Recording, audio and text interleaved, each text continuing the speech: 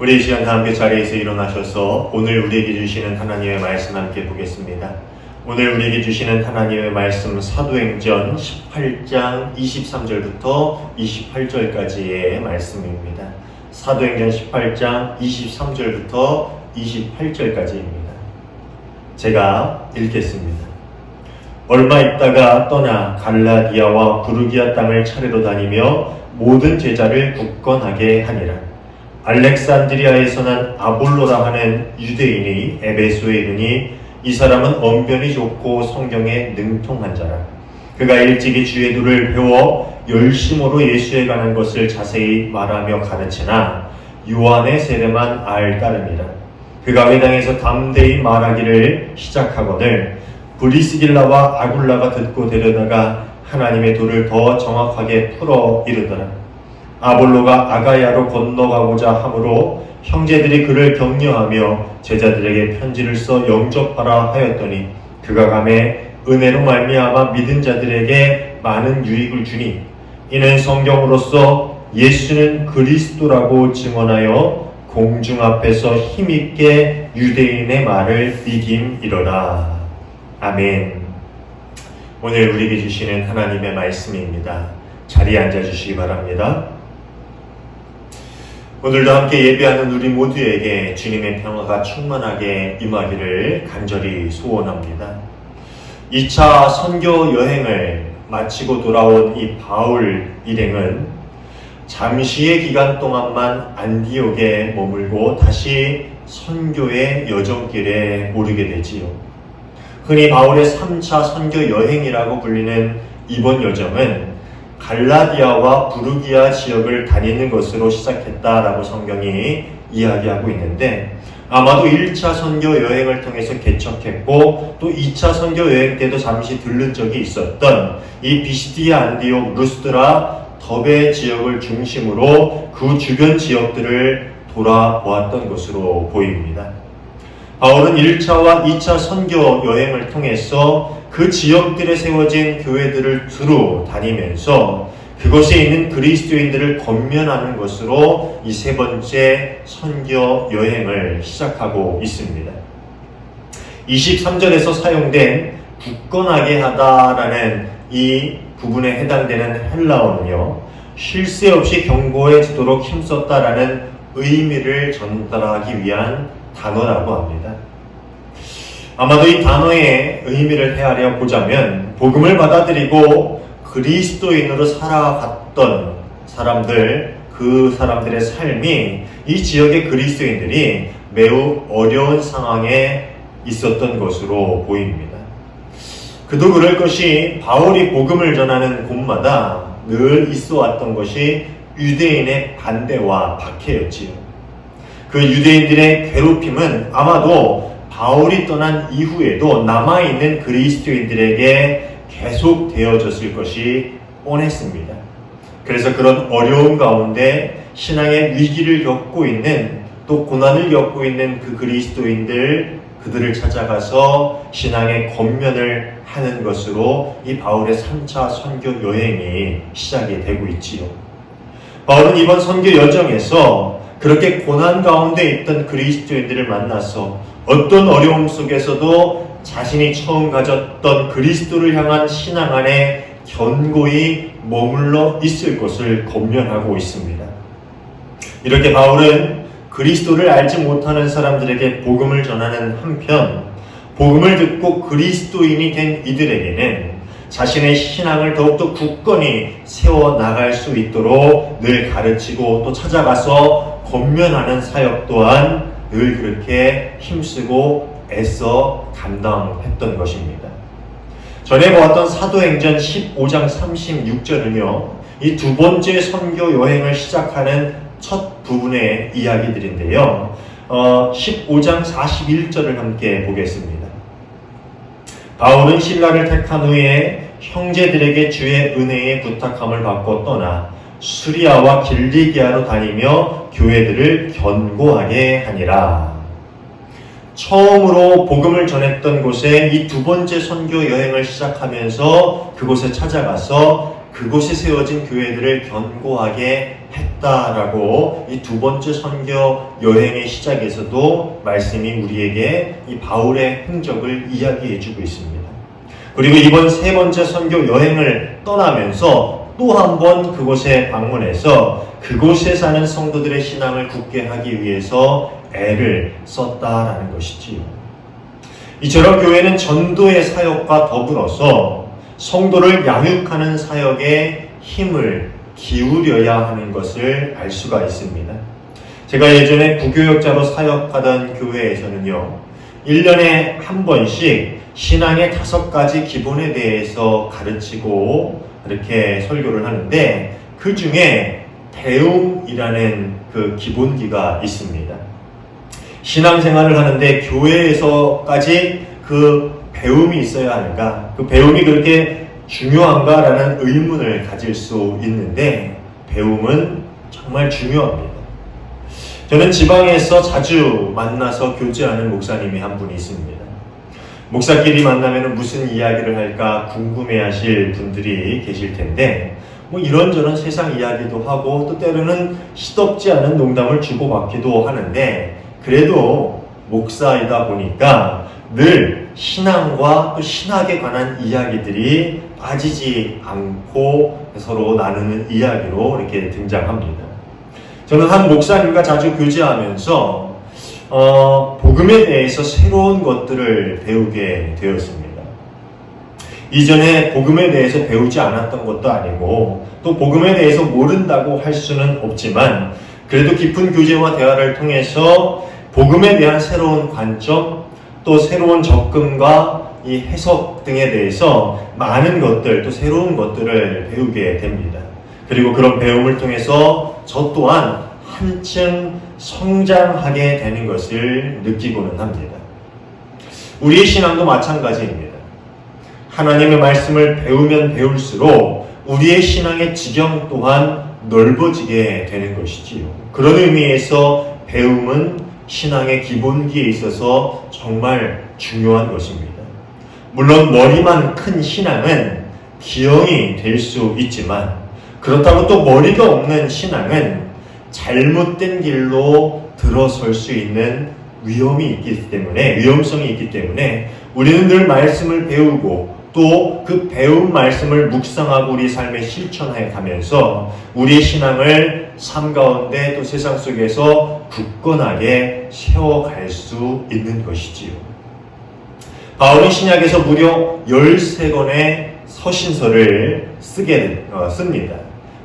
이 바울 서신이 신약의 대부분을 차지하고 있다고 하지요. 옥중서신, 목회서신 등 이런저런 이름을 가지고 그 서신들이 신약 성경 안에 존재하는데, 거의 모두가 성도들을 향한 가르침과 권면을 담고 있는 서신들입니다.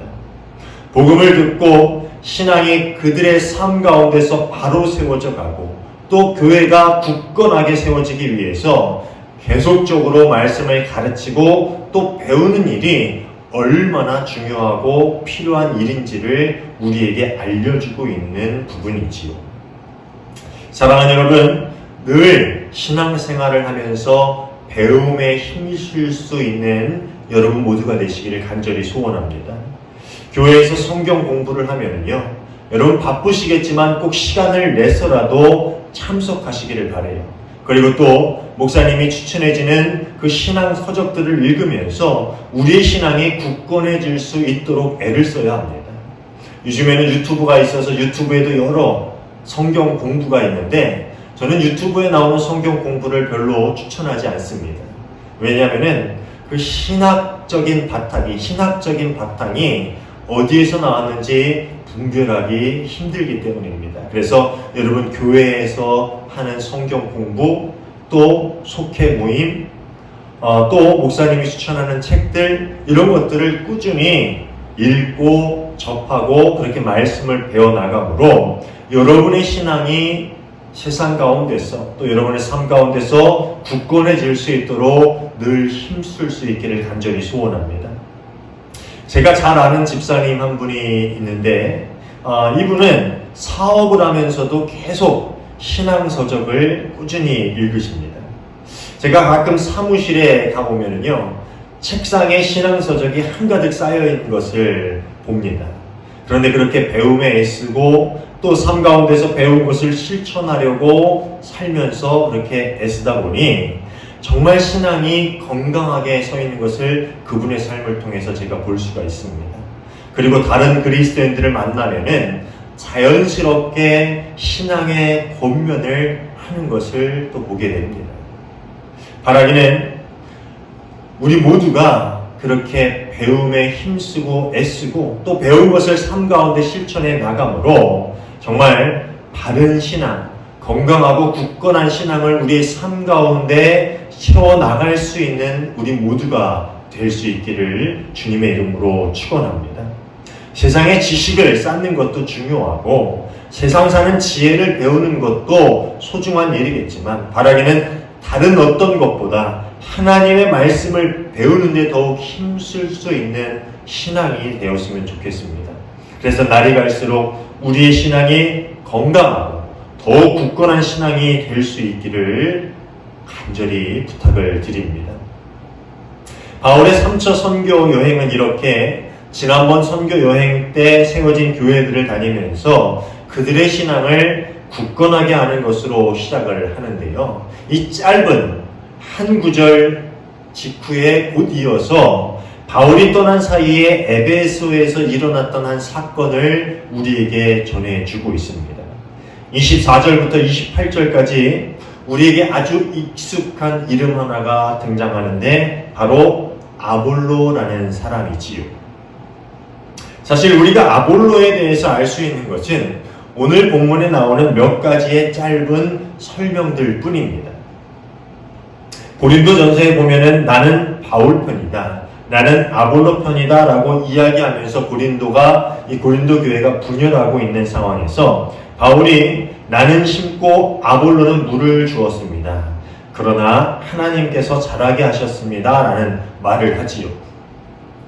아마 우리에게 이 아볼로라는 인물이 익숙한 것은 이 고린도전서에 언급되는 바울의 말을 통해서일 것입니다. 그렇지만 아볼로가 어떤 사람인지 또 무엇을 했던 사람인지 어떻게 그가 예수님을 알게 되었는지에 대해서 이야기해주고 있는 성경 구절은 하나도 없어요. 다만 오늘 사도행전에 나오는 이 몇 가지 이야기를 통해서 아볼로라는 사람에 대해서 우리가 추정해 볼 수가 있습니다. 여기에 나오는 몇 가지 설명으로 볼 때 이 아볼로는 알렉산드리아 출신이었다는 것, 그리고 그가 언변이 뛰어나고 성경에 능통한 사람이었다는 것, 그리고 에베소에서 브리스길라와 아굴라를 만나기 이전부터 예수가 그리스도라는 것을 선포하고 사람들에게 가르치며 전하고 있었다라는 것을 우리가 알 수 있습니다. 우선 아볼로의 출신지인 이 알렉산드리아는 당시 아주 유명한 도시 중에 하나였습니다.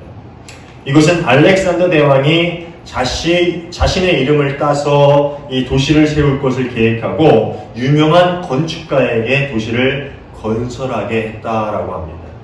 그래서 알렉산드리아라는 이름을 갖게 된 것이지요.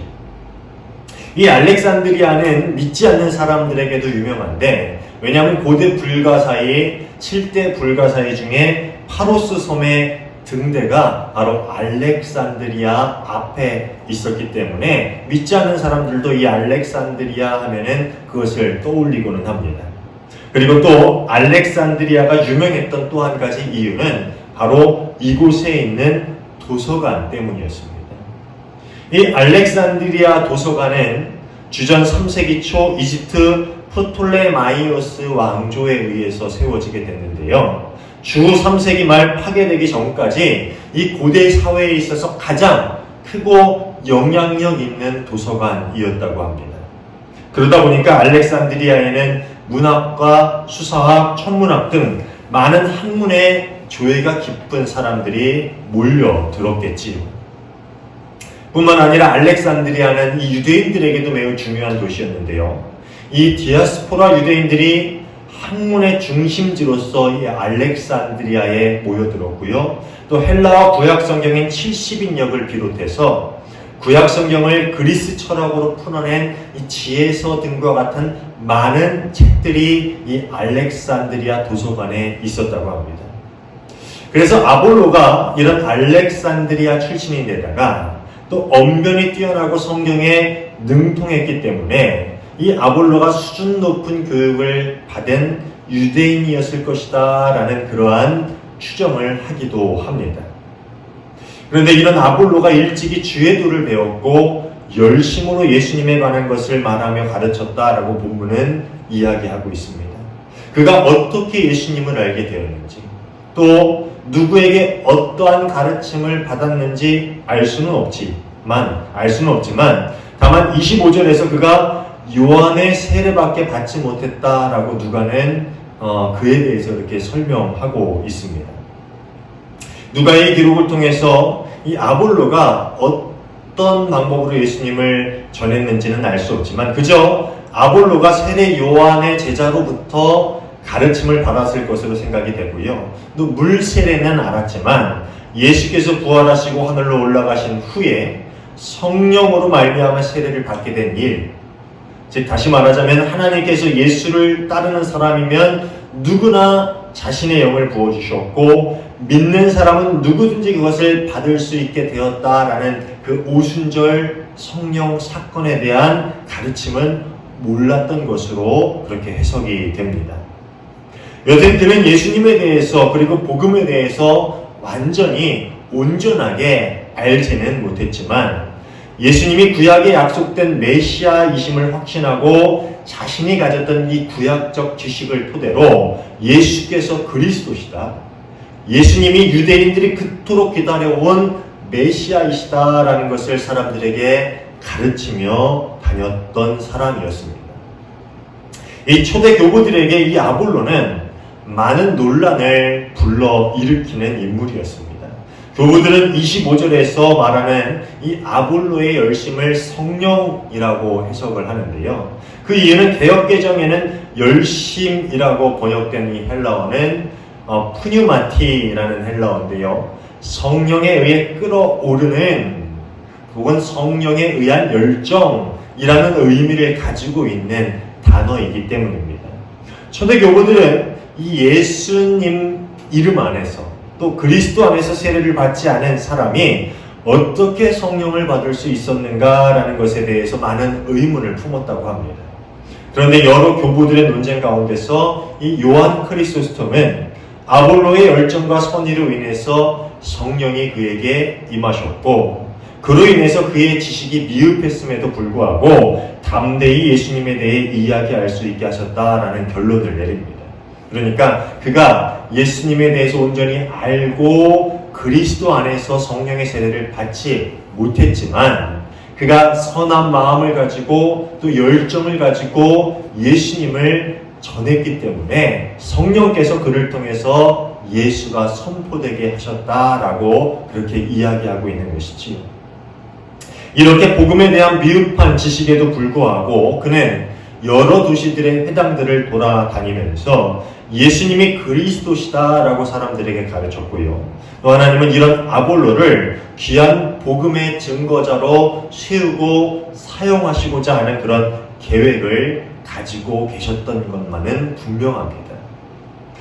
바울과 오랜 시간 함께 일하면서 복음에 대한 가르침을 받았던 브리스길라와 아굴라가 이 에베소에 머무는 동안에 이 아볼로는 에베소에 있는 회당에서 예수님에 대한 가르침을 사람들에게 전하기 시작합니다. 그리고 그런 아볼로의 열정을 본 브리스길라와 아굴라 부부는요, 이 그를 데려다가 그동안 자신들이 바울에게 배워왔던 복음의 깊은 진리에 대해서 가르쳐주기 시작합니다. 26절 말씀입니다. 그가 회당에서 담대하게 말하기 시작하니 브리스길라와 아굴라가 그의 말을 듣고서 따로 그를 데려다가 하나님의 도를 더 자세하게 설명하여 주었다. 이 브리스길라와 아굴라는 예수 그리스도의 십자가 죽음의 의미, 그리고 또 부활과 승천, 그리고 오순절 성령의 사건 등에 관한 이 그리스도를 통한 하나님의 구원 계획인 복음의 전체적인 내용에 대해서 아볼로에게 가르쳐 준 것으로 보입니다. 그러니까 아볼로가 요한의 세례 밖에는 알지 못했다라는 것은요, 그 이후에 성령을 통해서 행해졌던 사역이거나 또 오순절 성령 사역이라든지 아니면 예수 그리스도의 십자가의 죽음이 무엇을 의미하는 것인지 또 부활과 승천과 다시 오실 예수님에 관한 그런 모든 이야기들, 아볼로가 알지 못했던 그런 복음의 진리들을, 바울에게 들었던 그 진리들을 이 아볼로에게 가르쳐 주었고, 아볼로는 비로소 온전한 복음의 진리를 바로 깨달을 수 있게 되었던 것이지. 바울의 가르침을 사모하고 열심으로 배웠던 이들이 굳건한 믿음 위에서 성장해서 또 다른 제자들을 길러내는 그런 양육 사역을 감당하고 있는 모습을 이 부분에서도 다시 발견해 볼 수 있습니다. 참 신기한 것은 이 두 부부를 대하는 아볼로의 태도입니다. 당대 석학이었을 것으로 생각되는 그가 이 처음 만났고 또 천막 만드는 일을 했던 이 두 부부에게 순순히 가르침을 받았다라는 것은 참 놀라운 일이 아닐 수 없습니다. 그렇지만 복음은 학문적인 소양이 깊다고 해서 이해할 수 있는 것이 아님이 분명합니다. 겸손한 마음으로 복음 앞에 서게 될 때에 성령께서 그 겸손함과 그 믿음을 보시고 복음을 깨닫게 할 때에 온전히 복음에 대해 알 수 있는 것이지요. 아볼로는 자신의 부족함을 이야기하는 한 여인의 말에 겸손함으로 경청했고, 그런 그의 겸손함을 보시고 성령께서는 브리스길라와 아굴라를 통해서 그에게 복음의 온전한 진리가 전해지게 하셨던 것입니다. 그리고 복음을 온전하게 깨달은 아볼로를 고린도에 보내므로 바울이 뿌린 복음의 씨앗 위에 물을 주는 또 다른 양육 사역을 이 아볼로가 감당하게 하십니다. 이렇게 믿음 안에서 신앙이 성장하고 또 겸손함으로 복음을 깨달아가고 그 복음을 또 다른 이에게 가르치고 또 배운 사람은 그것을 겸손함으로 받아들이고 또 다른 곳에 가서 그렇게 양육의 사역을 감당하는 이 사역에 있어서 배우고 가르치는 그 소중한 모습들이 성경 안에서 이렇게 우리에게 전해지고 있습니다. 사랑하는 여러분, 이렇게 말씀을 끊임없이 가르치고 배우는 일이 교회 안에서 얼마나 소중한 일인지 모릅니다. 그래서 교회에서 예배뿐만 아니라 성경 공부도 늘 하는 것이고요. 또 속회로 모이기도 하는 것이지요. 한번 복음을 전해 듣고 그리스도인이 되었다고 해도 끊임없이 말씀을 배우고 복음의 진리에 대해 배우는 시간들이 없다면은, 그렇게 우리가 그것들을 배우기 위해서 시간을 쓰고 애를 쓰지 않는다면 믿음은 건강하게 성장하기 어렵고 또 쉽사리 흔들릴 수 있습니다. 특별히 오늘날과 같이 이단이 넘쳐나는 세상에서 끊임없는 가르침과 배움은 우리 교회를 위해서 그리고 각자의 신앙을 지키는데 꼭 필요한 것임을 우리는 기억해야 합니다. 그렇게 늘 말씀을 갈구하고 배움의 자리를 사모하고 그렇게 복음의 진리를 날마다 더 깊이 깨달아갈 수 있는 여러분 모두가 되시기를 주님의 이름으로 축원합니다. 또 그렇게 아볼로처럼 겸손하게 배움의 자리에 서서 성령의 도우심으로 우리의 연약함과 부족함을 강하게 한 후에 우리가 만나는 이들에게 복음의 진리를 담대하게 전할 수 있는, 여러분 또한 양육의 사역을 잘 감당할 수 있는 지혜로운 그리스도인이 될 수 있기를 주님의 이름으로 부탁을 드립니다. 이렇게 여러분 삶 가운데서 늘 배움과 가르침에 힘쓸 수 있는 여러분 모두가 되시기를 바랍니다. 늘 하나님의 말씀을 가까이 하고 또 우리 신앙의 선배들이 우리에게 전해준 그 신앙 서적들을 우리가 늘 읽고 연구하고 또 교회에서 성경 공부를 할 때는 열정을 가지고 겸손한 마음으로 그렇게 말씀을 배워나가므로 우리의 신앙이 성장하고 또 바르게 서서 우리 또한 누군가에게 복음의 깊은 진리를 전할 수 있는 그런 참된 그리스도인, 지혜로운 그리스도인의 삶을 살아갈 수 있는 여러분 모두가 되시기를 주님의 이름으로 축원합니다. 기도하겠습니다. 하나님 감사합니다. 저희 연약함을 주님께서 지혜로 채워주시고 또 말씀을 아는 그 지혜를 통해서 우리의 신앙이 더욱더 성장하게 하심에 감사를 드립니다. 우리가 주의 말씀을 늘 사모하는 마음을 갖기를 원합니다. 그래서 늘 교회에서 하는 성경 공부를 열심으로 참석하게 하시고 또한 신앙의 서적을 늘 가까이 함으로 그렇게 하나님을 바로 알고 건강히 우리의 신앙을 세워나갈 수 있는 참된 지혜로운 그리스도인 되게 하여 주시옵소서. 그렇게 겸손히 배움의 자리에 서서 우리의 연약함과 부족함을 채워나가고 또 강하게 하여서 우리 또한 세상에 나가서 주님께서 우리에게 명하신 가르치고 전하는 양육의 사역을 잘 감당할 수 있는 지혜로운 그리스도인이 되게 하여 주시옵소서. 우리의 마음을 열어주시고 열정을 허락하여 주시고 또 우리의 지혜가 더욱더 성장하게 하셔서 온전히 주님 맡기신 그 사명을 잘 감당할 수 있는 저희 모두가 되게 하실 줄 믿고 감사하며 예수님 이름으로 기도하옵나이다. 아멘.